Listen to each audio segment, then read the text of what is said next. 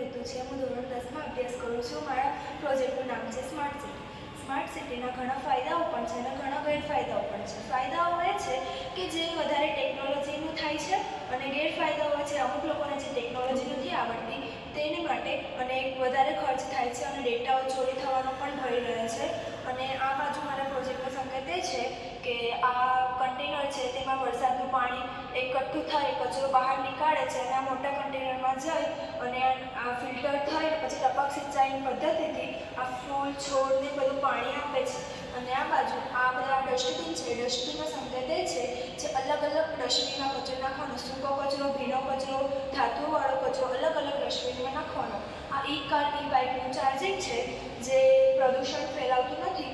ઈ car ઈ bike પ્રદૂષણ નથી ફેલાવતું. Petrol diesel જેવા કાર બાઇક ધુમાડા કરે છે, પોલ્યુશન ફેલાવે છે, તેની માટે ઈ કાર ઈ બાઇકનો યુઝ કરવો જોઈએ.